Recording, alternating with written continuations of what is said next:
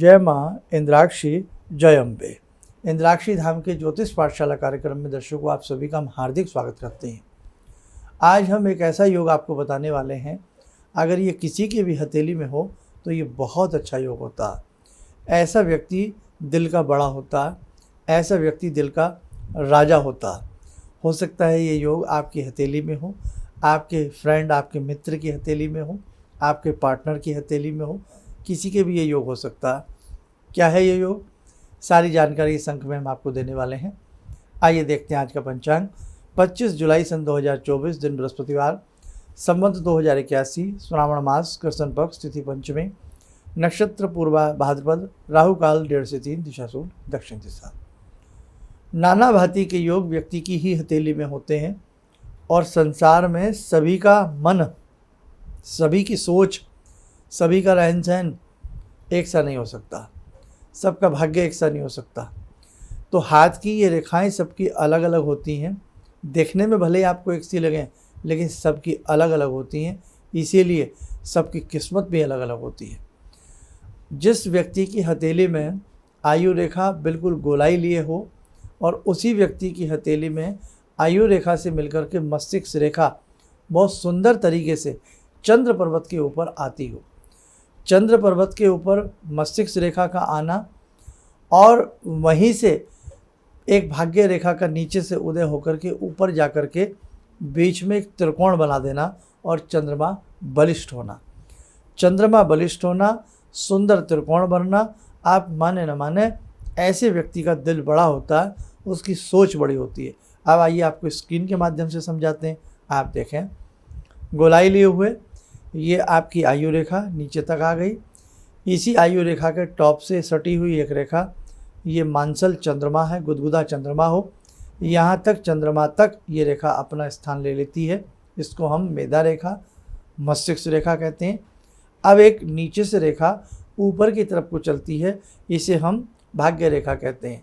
भाग्य रेखा, आपकी आयु रेखा और आपकी ये मस्तिष्क रेखा, तीनों रेखाओं के मिलन से अंदर बनता है एक त्रिकोण। ये त्रिकोण अमूमन सबके हाथ में होता भी है और नहीं भी होता, लेकिन इस त्रिकोण में एक बात ध्यान रखें, ये त्रिकोण कहीं से खुला हुआ ना हो, खुला हुआ ना हो, ये बात ध्यान रखें। अब खुला हुआ कैसे हो सकता है कि जहाँ आयु और मस्तिष्क रेखा मिल रही है वहाँ से खुला हुआ ना हो। जहाँ आपकी नीचे से ये आपकी शनि रेखा, जिसे हम ब्लैक लाइन कहते हैं, शनि रेखा और आयु रेखा आपस में टकरा रही हो, वहाँ से खुला हुआ ना हो। खुला हुआ ना हो, स्पष्ट त्रिकोण बनता हो और चंद्रमा मानसल अवस्था में हो, गुदगुदी अवस्था में चंद्रमा बने हों, तो ऐसी व्यक्ति की सोच मीठी होती है, हृदय से ऐसा व्यक्ति भावुक होता है। और एक चीज़ और जान लें, आपकी हथेली बिल्कुल सपाट नहीं होनी चाहिए। ऐसी स्थिति में बिल्कुल सपाट हथेली नहीं होनी चाहिए। हथेली में बीच में गोलपन, हल्का सा गड्ढा, जैसे ऐसे करें तो हल्का सा उसमें हल्का सा गहरापन, अधिक गहरापन भी बेकार है और बिल्कुल सपाट चपाट भी बहुत अच्छा नहीं है। बिल्कुल चपाट हथेली हो और रेखाएं शुभ ना हो तो ऐसा व्यक्ति ज़िंदगी भर संघर्ष करता रहता है, बहुत ज़्यादा मलकियत नहीं होती, ज़मीन जायदाद होती भी है तो वो भी कई बार उसके हाथ से निकल जाती है। एक योग मैंने बताया, अब एक योग और देखें क्या होता है। ये पहले भी आपको मैंने दिखाया था, आइए देखें। ये आपका जुपिटर माउंट है, जुपिटर माउंट के ऊपर ये क्रॉस बना होना, ध्यान से देख लें। इंडेक्स फिंगर इधर से नीचे जुपिटर माउंट के ऊपर ये क्रॉस बना होना। अब इन दो रेखाओं को देखें, ये आपकी आयु रेखा से सटी हुई मस्तिष्क रेखा, इस मस्तिष्क रेखा के ऊपर हृदय रेखा, इन दोनों रेखाओं के बीच में बना ये क्रॉस। ये दो क्रॉस देखें, जुपिटर माउंट का क्रॉस, हृदय रेखा, हार्ट लाइन और माइंड लाइन के बीच में बना ये क्रॉस। ये दोनों क्रॉस भी अगर किसी व्यक्ति की हथेली में हैं तो वो व्यक्ति भी बहुत मोम जैसे दिल का होगा। आपको लग सकता है ये व्यक्ति कठोर है, लग सकता, लेकिन अंदर वो ही जानता है उस व्यक्ति का हृदय कैसा। वो भी राजा की तरह होगा, दिल का राजा होगा। मतलब अगर उसके पास पैसा है तो वो पैसे को खर्च करने में संकोच नहीं करेगा। मित्रों के साथ है, कहीं भी है, अच्छे खासे तरीके से वो अपने पैसे को इन्वेस्ट करेगा, सबको आनंद देगा और एक तरह से हेड वो बन जाएगा सबका। तो दिल का राजा होता है, दिल का बड़ा ही काइंड हार्टेड होता है, दयालु होता है। और चंद्रमा सबके साथ कंपलसरी है कि चंद्रमा सबके साथ बलिष्ठ होना चाहिए।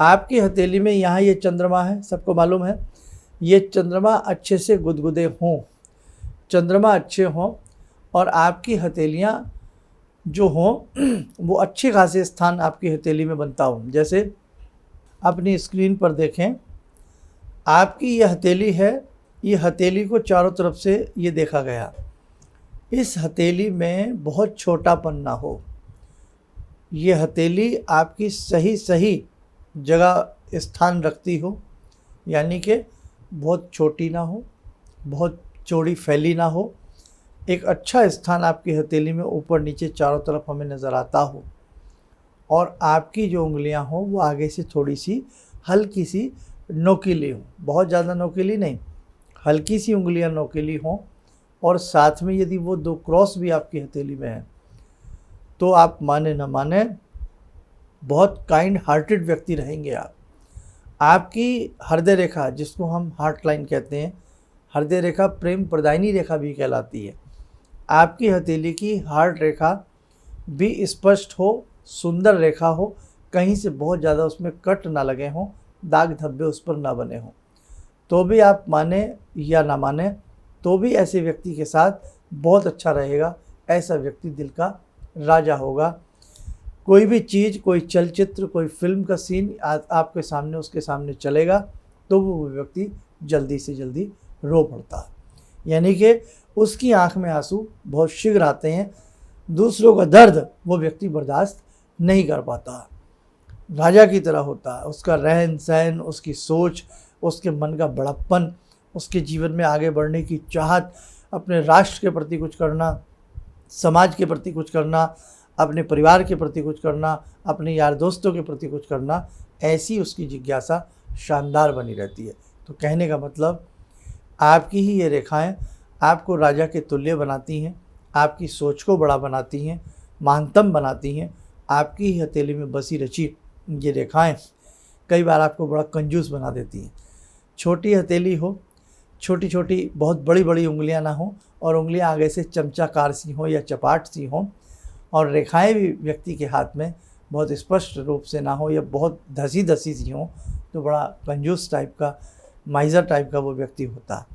खैर, आज मैंने आपको 1-2 योग बताए, ये एकदम तो आपको समझ में नहीं आएंगे। जब ध्यान से हमारी इन बातों को सुनोगे और वो रेखाएं, वो क्रॉस, उस प्रकार की चीज़ें आप अपने निकटतम बच्चों के हाथ में, मित्रों के हाथ में, सगे संबंधियों के हाथ में या अपने हाथ में कुछ पढ़ोगे और जब आपको दिखेगा तो आपको लगेगा नहीं साहब, ऐसा ही है। ये रेखाएं बोलती हैं, ये रेखाएं आपके भविष्य छिपाए रखती हैं। तो इसीलिए कहा गया है, जिन जातकों की जन्म पत्रिका ना बनी हो, डेट ऑफ बर्थ में कन्फ्यूज़न हो, समय में कन्फ्यूज़न हो, तो आप किसी भी जीवन के क्षेत्र में यदि समस्या से गिरें तो आप किसी मर्मज्ञ को अपने हाथ की रेखाएं दिखाएं तो आपकी बहुत सारी समस्याएं सोल्व हो सकती हैं। तो आज हमने ये चीज़ बताई, इसके अभी कई पार्ट बनाए जा सकते हैं। इसके करीब करीब मेरे हिसाब से अभी 25-30 योग और बचे हैं जो ये बयां करते हैं कि ये व्यक्ति बड़े हृदय का है, ये व्यक्ति बढ़िया सोच रखता है, ये व्यक्ति पैसे को पैसा ना समझ करके जहाँ इसको खर्च करना चाहिए वहाँ इसको ये खर्च कर देता है। आइए, समय हो चला आज की ध्यान साधना का। जुड़ते हैं आज की ध्यान साधना में भगवान श्री कृष्ण से। ॐ करारविन्दे न पदारविन्दं मुखारविन्दे विनिवेशयन्तं वटस्य पत्रस्य पुटे शयनं बालामुकुन्दं मनसा स्मरामि बालामुकुन्दं मनसा स्मरामि कस्तूरीतिलकं ललाटपटले वक्षस्थले कौस्तुभं नासाग्रे वरमौक्तिकं करतले वेणुकरे कङ्कणं सर्वांगे हरिचंदनं सुललितं कंठे च मुक्तावले गोपास्ति परिवेष्टितो विजयते गोपालचूडामणि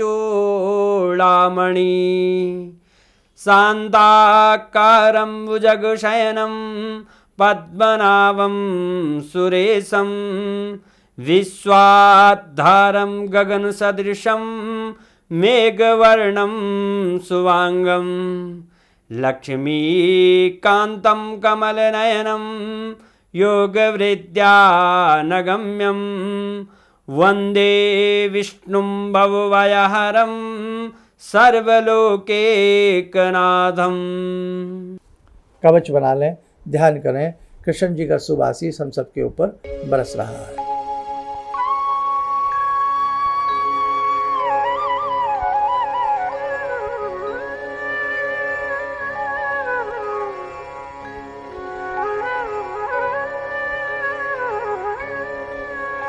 ओम बोलते हुए नेत्र खोलें, सामान्य हो जाए।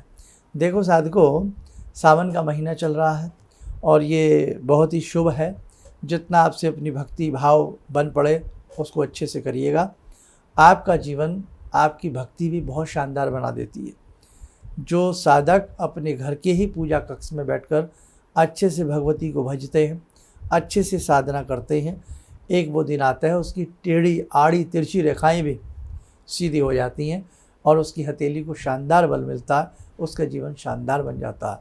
आपकी भक्ति का प्रभाव आपकी रेखाओं के ऊपर आता है। हाँ, ये मैंने एक पूरा अंक बनाया था कभी पहले, उसको सुन सकते हैं, नहीं तो फिर कभी इसके बारे में चर्चा भी की जा सकती है। चलिए, आप सब लोग स्वस्थ रहें, सुखी रहें। इन्हीं शुभकामनाओं के साथ हम अपनी वाणी को विराम देते हैं। जय जय अम्बे।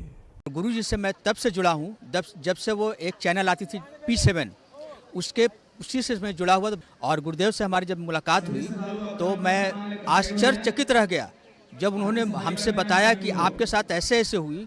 तो मैं इतना आश्चर्य हो गया कि इन्हें कैसे मालूम, और इतना बढ़िया इन्होंने बताया जिसके वजह से मैं आज तक उनसे प्रभावित हूँ।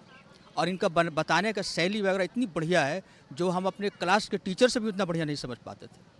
ये हमें बहुत पसंद आई। और दूसरी बात कि इनके साथ जितने भी मैं जुड़ा, जब से जुड़ा रहा, जो भी समस्या आई, मैं बहुत ही अच्छा तरह से मेरे सॉल्व होते चले गए। और आज तक मैं उनके आशीर्वाद से मैं बहुत सुखी हूँ। किसी भी समस्या के समाधान के लिए मिले प्रसिद्ध हस्तरेखा एवं वास्तु विशेषज्ञ प्रोफेसर धर्मेंद्र शर्मा जी से। नोट: शिविर में भाग लेने हेतु एवं व्यक्तिगत रूप से मिलने के लिए कॉल करने का समय सुबह 10 बजे से शाम 6 बजे तक। हमारे विभिन्न ज्ञानवर्धक कार्यक्रम देखने के लिए आप हमें अभी सब्सक्राइब करें, बेल आइकन को प्रेस करें ताकि आप देख सकें हमारा कार्यक्रम सबसे पहले।